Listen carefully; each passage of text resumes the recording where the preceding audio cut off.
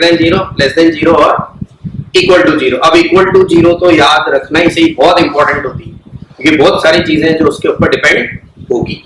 Clear? अब अपन एक equation लिख रहे हैं जो अपन ऑलरेडी मोल कंसेप्ट में लिख चुके हैं। Now suppose polyprotic acid is given and it is a weak. When the acid is a weak, it does not proceed in forward direction. क्योंकि अगर पूरा फॉरवर्ड डायरेक्शन में जा रहा है इसका मतलब इट अंडरगो 100% डिसोसिएशन, और 100% डिसोसिएशन का मतलब it is strong.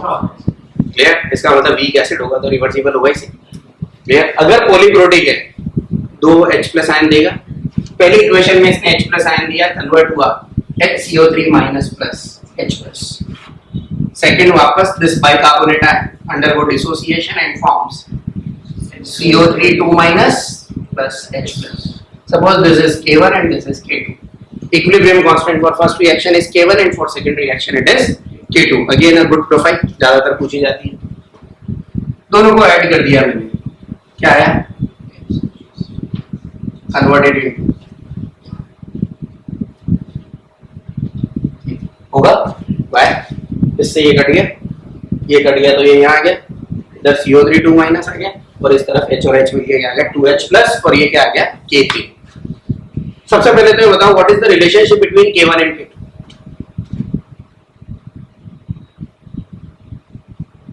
K1 is equal to K2, K1 is greater than K2, K1 is less than K2। तीन ही हो सकते हैं। क्लियर? एंड लास्ट हो सकता है there is no relationship between K1 and K2।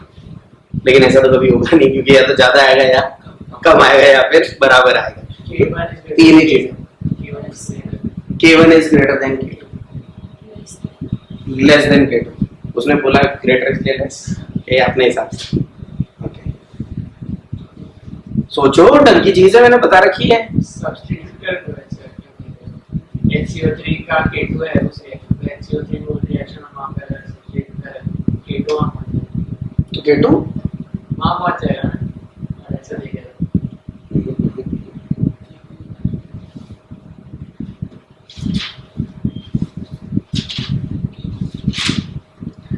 अगर मैं आपसे बोलूं K1 ज्यादा या कम जो भी है, अगर सपोज अपन बोलते हैं K1 कम है, K1 कम होने का मतलब क्या होगा? प्रोडक्ट कम या ज्यादा? K1 कम होने का मतलब कम हुआ ना। K1 लिखोगे कैसे? हाँ, SCO3- की पावर 1 इंटू अपॉन, ऐसे लिखोगे ना। ये वैल्यू इसकी लिखी अपन ने K1, ऐसे K2 लिखेंगे, मतलब it is always product divided by reactant. अगर K1 कम है मतलब ये कम है और ये ज्यादा है। क्लियर? अब अपन को ये पता लगाना है कि मतलब प्रोडक्ट इसमें ज्यादा बनेगा या इसमें ज्यादा बनेगा। बस कॉमन सेंस की चीज है, लगाओ कॉमन सेंस। क्या लगाते हो? मतलब इन शॉर्ट ऐसा है कि अगर K1 मान लो ज्यादा आ रहा है, मतलब वो H+ आयन बड़ी आसानी से दे रहा है, यही हुआ ना। K1 ज्यादा आने का मतलब प्रोडक्ट ज्यादा बन रहा है, प्रोडक्ट ज्यादा बनने का मतलब H+ आयन आसानी से प्रोवाइड कर रहा है। कौन सा ऐसा केस है जिसमें H+ आयन आसानी से प्रोवाइड होगा? इन फर्स्ट केस और इन सेकंड केस।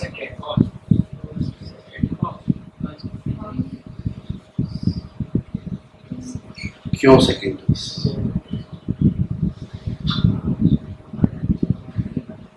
ऐसे ही क्यों? क्योंकि जो HCO3- है तो उसमें नेगेटिव और पॉजिटिव को ज्यादा करेगा तो जाने नहीं देगा, और पहले वाले में ऐसा कुछ है नहीं। सही बोल रहे हैं। जैसे सपोज अगर मान लो एक पर्टिकुलर कंपाउंड है अपने पास, ठीक है, H2CO3 का स्ट्रक्चर बनाएंगे तो कैसा बनेगा? C+O OH OH, ऐसा ही होगा। मैंने इसमें से H+ निकाला, कन्वर्टेड इनटू SCO3-। अब मेरे को इस माइनस में से क्या निकालना है? एक और plus. Difficult to remove definitely. वो जो माइनस है वो वापस इस प्लस को क्या करेगा? पकड़ लेगा। लेकिन पहले वाले केस में क्या, it is a neutral. Clear? And therefore the removal of H+ ion from the neutral compound is easier in comparison to negatively charged compound, and therefore K1 is, समझ में आ गई बात, K1 is greater than K2। और सबसे अच्छी बात, always हो गई ना। आप किसी भी चीज को अगर माइनस में कन्वर्ट कर दोगे तो उसमें से प्लस निकालना बहुत डिफिकल्ट है, क्योंकि वो वापस उसको क्या कर लेगा, ट्रिक्ट कर लेगा। उसके पास ऑलरेडी कौन सा चार्ज है, माइनस चार्ज। क्लियर? तो जो खुद माइनस है उसमें से प्लस निकालना डिफिकल्ट है, जो न्यूट्रल है वो एक बार तो देगा। क्लियर? और जब भी अपन पॉलीप्रोटिक एसिड की बात करते हैं, K1 is always greater than K2। अगर उसमें 4 H+ आयन भी देने की कैपेसिटी होती है तो अपन उसके 4 के लिखते हैं, K1, K2, K3, K4। K1 is greater than K2 is greater than K3 is greater than K4 without any exception। कोई एक्सेप्शन नहीं है इसका। Clear? Important. So K1 is always greater than K2।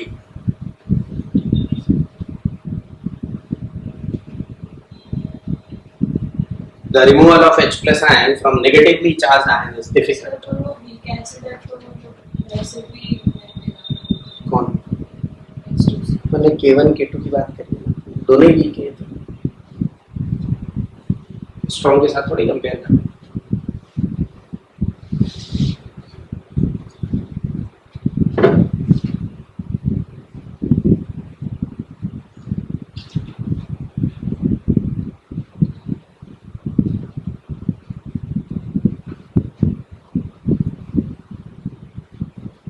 Example लिखो। हाँ, मैं तो किसके लिए K1 ग्रेटर देन K2। हाँ, एग्जाम्पल लिखना जरूरी है, उसके बाद ही पता चलेगा K1 K2 किसके लिए ग्रेटर है, किसके लिए लेस है।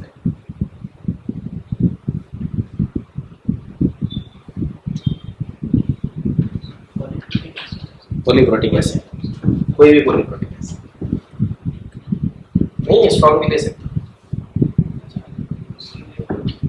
देखते हैं क्यों, देखेंगे अभी कैसे। पहले वीक के लिए वो आयनिक में पढ़ेंगे, यहाँ पे अपन सिर्फ K की रिलेशन पढ़ रहे हैं अभी, तो आयनिक में वापस पढ़ेंगे ये चीज से। यहाँ तक समझ में आया? सो K1 is greater than K2 and that is always in such type of cases। अब अपन को जो मेन निकालना है, अपने तो केमिकल इक्विलिब्रियम से मतलब है। What is the relationship between K3, K1 and K2? निकाल, क्या है ये आपके हिसाब से?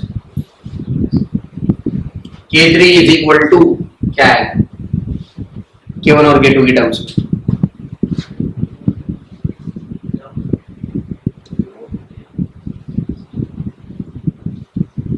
Write down K1, write down K2, write down K3, लिखते ही दिख जाएगा ऐसा।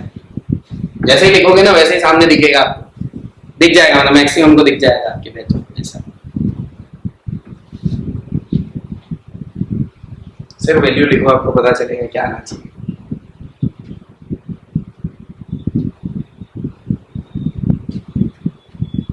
एंड रिमेंबर, ऐसा मत लिखना HCO3 माइनस, हाँ ये तो -1 हो जाएगा उसके ऊपर स्टोइकियोमेट्री।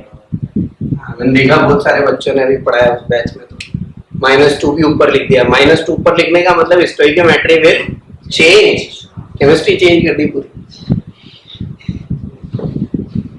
सब अंदर होने चाहिए ब्रैकेट के, चार्ज वार्ज सब बाहर नहीं होने चाहिए।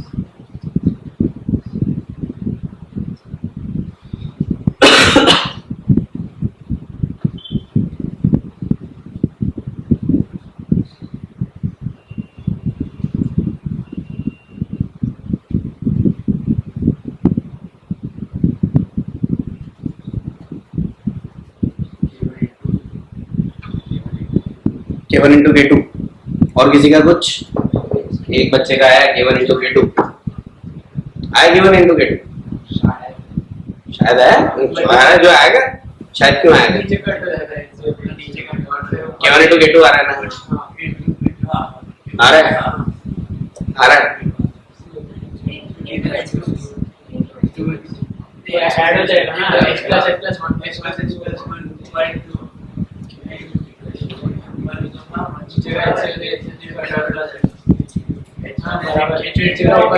K1 K2 आ रहा है।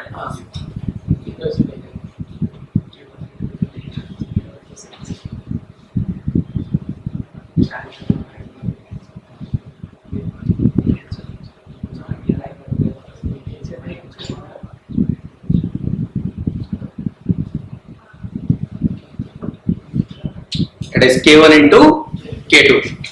लिखते ही पता चलता है, देखते ये इसका मतलब बड़ी अच्छी सी चीज क्या है पता है? When equation are added there K will multiply। और जनरली जो दिखता है लोग क्या करते हैं, थर्मोडायनेमिक्स के हिसाब से चलते हैं, K3 is equal to K1 plus K2। Equation add करेंगे तो K ऐड नहीं होते, K क्या हो जाते हैं? मल्टीप्लाई होते हैं। फॉर्मूला लिखते ही पता चल ही रहा है मल्टीप्लाई, तो याद रखना जब भी इक्वेशन को अपन ऐड करते हैं K will multiply। When equation are added K will multiply। Sir compensating concentration terms वाले ही के होंगे? नहीं K भी हो सकता है ना, हाँ कोई भी K, इक्विलिब्रियम कांस्टेंट होना चाहिए ऐसा, और तीनों टर्म सेम होनी चाहिए भाई। K1 भी in terms of concentration, K2 भी कंसंट्रेशन, K3 भी कंसंट्रेशन। अब उसको आप Kp कर दो तो फिर RT फैक्टर आएगा, हाँ फिर तो लेना पड़ेगा ना। अब देखो दूसरा वाला इसी का सेम केस और कौन सा कर सकते हैं जो अपन ऑलरेडी पढ़ चुके हैं, मोल कांसेप्ट, दैट इज H3PO4। तीन बार टूटेगा, तीन होते हैं ना उसमें, H3PO4 dissociate like H2PO4 minus plus H plus, H2PO4 minus HPO4 2 minus plus H plus, HPO4 2 minus converted into PO4 3 minus plus H plus, K1 K2 K3।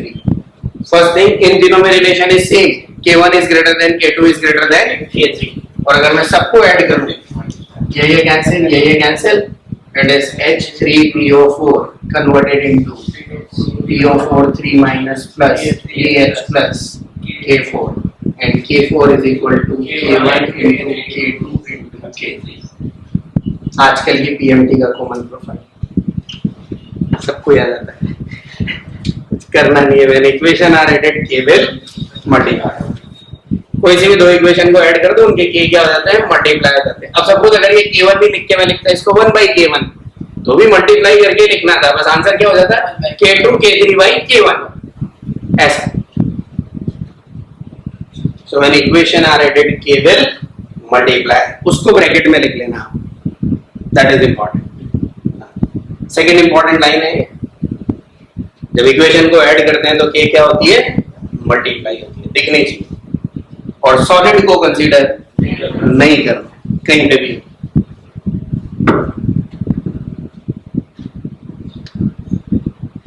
आया समझ में? आया यहाँ तक? क्लियर?